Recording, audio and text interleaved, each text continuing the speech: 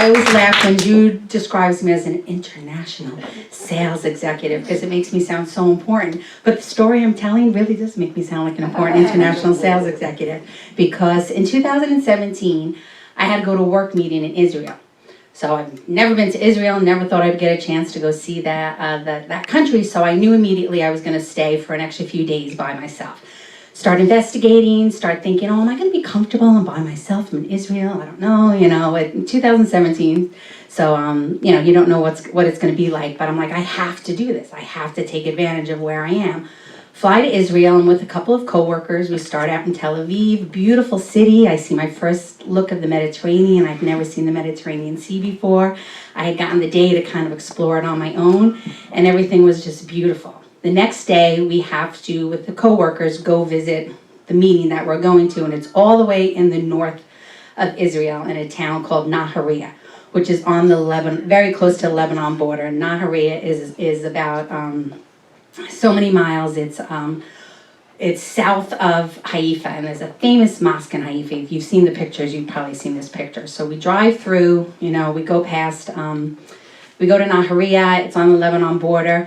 Everything's fine with the meeting, and then afterwards they take us to this beautiful restaurant on this beautiful beach with the blue Mediterranean waters, and we get out and we're going to the restaurant, and I see my boss kind of looking around, a little hesitant, and he says, there's a lot of military presence here. And when I say military, it's military, military, full gear, full, assault rifles. And they said, oh no, they're just here to protect us.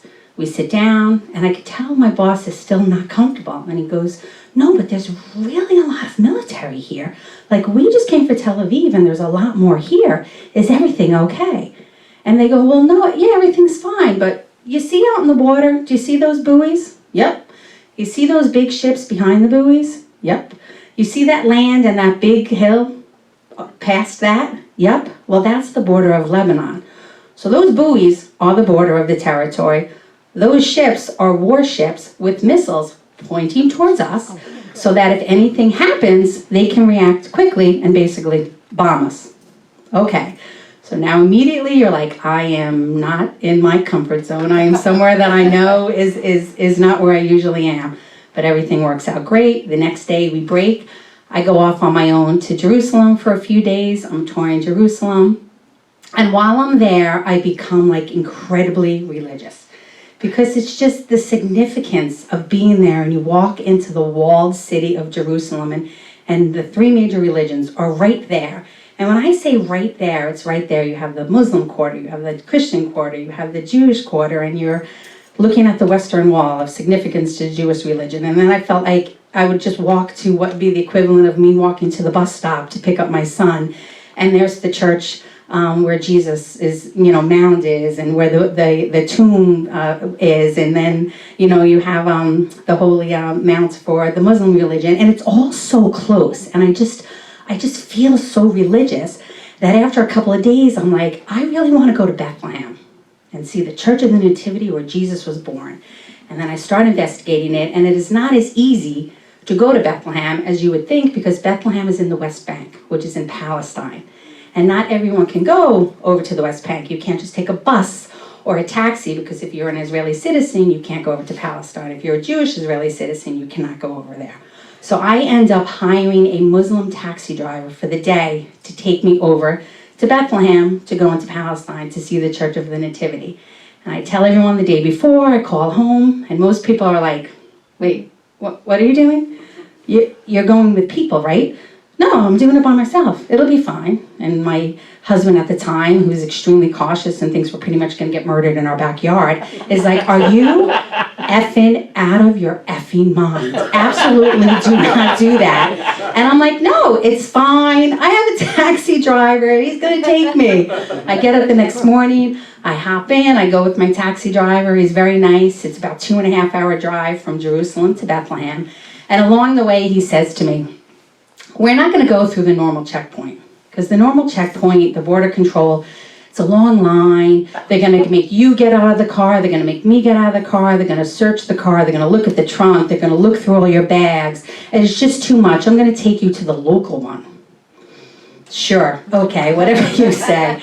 And when I say he took me to the local checkpoint, it was definitely off the beaten path. So we're on the regular highway, and then we kind of go off on a side road, which is fine, and then we kind of go off of a dirt, gravelly path, but I could see the border control in the distance, and as you're driving up to the border control, there's two huge orange signs on either side announcing you are now leaving the state of Israel and going to Palestine. Israeli citizens are prohibited from entering this zone.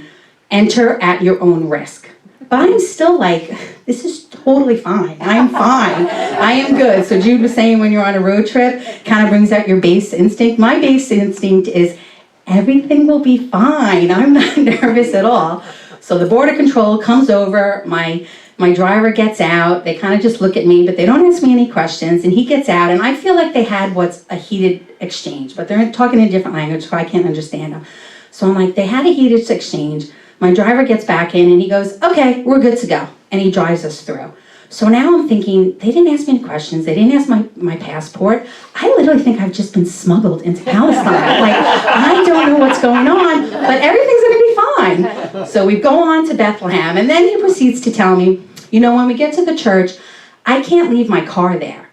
And I can't leave it parked, and I can't, leave my car there. So I've arranged for another guy to come get you, take you to the church, and then there were two churches I wanted to go see, and then another taxi driver is going to pick you up and take you to the other church, and then he's going to take you to this store, and then I'll just find you. And again, this sounds totally safe and sane to me. I said, sure, okay, no problem. So sure enough, I get out of the taxi, another tour guide comes and gets me, and he immediately kind of like starts pulling me away from the main entrance of the Church of the Nativity. And he kind of starts pulling me down like a small alley with cobblestone streets, and it's really narrow, and nobody is around. And he's like, come on, hurry up. There was a bus of tour people in the front, and we're going to get in front of the tour people, and we don't want to have to wait online, so we're going to get in front of them. We're going to get in front of them. And I'm like, okay. So we walk down this alley, and he comes up to the back of the church, or the side of the church. I'm all discombobulated at this point. And I'm looking at what I can only describe as like a hobbit door.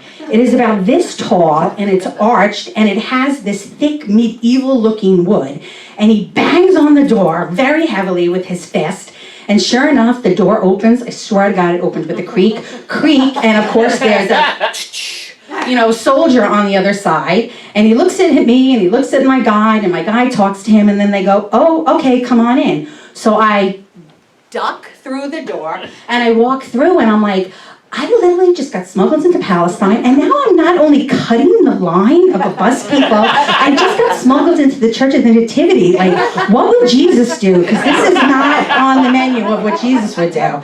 I go into the Nativity, I'm touring on my own, and the guy's trying to rush me, and I finally say, I need to absorb like where I am, because again, all of a sudden I become incredibly Christian while I'm there, and I'm like praying everywhere. I had bought these little stones in Jerusalem, and I'm putting them where Jesus was born and where the manger was, and I'm saying all these prayers while I'm there, and I walk around and I look at all the areas, and then I go back to my tour guide, and my tour guide is with two young women. And he says, they had gotten a bad experience through their tour guide or their taxi driver, something that had happened that frightened them, and they didn't want to continue on their tour, and he wanted to know if they could join me because they wanted to go to the same church that I was going to. And I said, of course, they can join us. So we go back through the back alley, through the hobbit door, and sure enough, there's another taxi driver. I just hop in the taxi. He's like, here you go. And then the girls, I will never forget this, one was from Moldavia and one was from Bulgaria. And they stop and go, who is this guy? Where is he taking us? Is he the driver? How do you know him? And they start peppering him with questions. And I think, yeah, if the girls from Moldavia and Bulgaria are nervous, like maybe I should be a little less trusty than I am, not be hopping in taxi cars in Palestine to take me wherever I am. But they get in, everything's fine. He takes us to another church.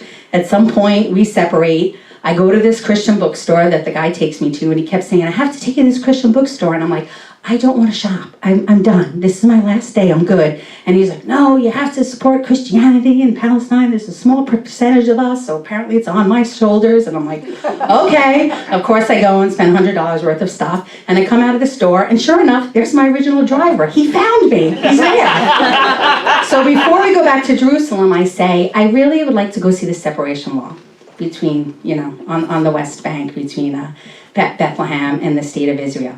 And he says, okay. So he takes me to the separation wall, and there's really nobody around. And to see it in person is just, it's unbelievable. It's huge, obviously. It's a huge white cement wall where we were. And there's towers every now and then, and he points out the towers to me, and he says, okay, there's military up there, they're watching us, and there's military up there, and they're watching us. And I'm like, okay. But the wall is graffiti. There's graffiti everywhere on the wall, but some of the graffiti was beautiful. And I had taken a lot of pictures, and I actually put them in a photo album when I came home, and a few years later, somebody looked at the photo album and said, oh wow, you got to see the Banksy. And there was one picture of a soldier pointing a gun at a civilian, and it was very large, and I took a picture and I put it in my photo album, not realizing it was a Banksy. So for those who don't know, Banksy is like a famous street artist, and he's sort of kind of incognito, nobody knows who he is, but he does all this famous street art. So years later, I realized, oh, I kind of feel honored that I got to see Banksy in person, and that it meant something to me, and that's what street art is. It had moved me enough that I actually took this picture and put it in my photo album. So there was artwork all over the place, and I knew that behind the separation wall, there was a refugee camp. And I say to him, hey, I'd like to see the refugee camp. Can I walk behind the separation wall? I'm sure most people don't ask to do that. And he goes, okay. So we walk behind the separation wall, and there's kind of just like a little pathway of dirt and broken glass and everything, and it strikes me, the minute that we had gotten over the border into Palestine, it changed immediately.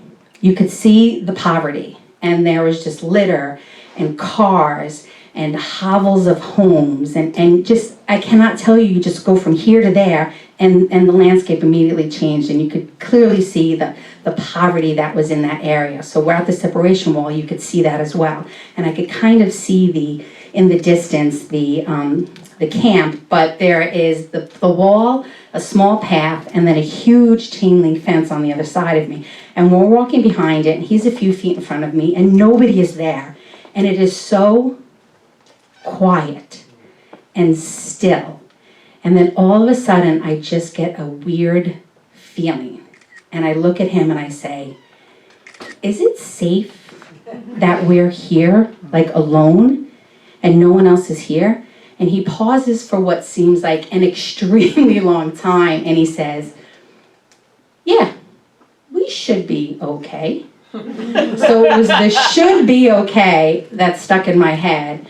And I said, okay, maybe we should go back in the taxi now and go to Jerusalem. So as we're walking back, we're still on the other side of the separation wall, the call to prayer comes out. And again, it was so still before this, and the call to prayer is extremely loud. And again, I had a moment that I just stopped to absorb where I was, to appreciate kind of the significance of, number one, being in an environment that I've never been in before, and just the cultural significance of where I was. And I still to this day can feel what it felt like, that stillness of being at the wall with that call to prayer. And we go back to Jerusalem, and everything is fine, nothing happened. So it is one of those road trips that will just always stick with me, and I feel very grateful that I did it, and it kind of got me out of my comfort zone a little bit. It taught me that, number one, I could solo travel. Those of you who don't, I actually recommend it. I had 2 young kids at the time, and it was kind of nice just to get out of bed and go, I'm just getting up and getting dressed and going. I don't have to worry about who ate, who brushed their teeth, who brushed their hair, who had shoes, who forgot their coat.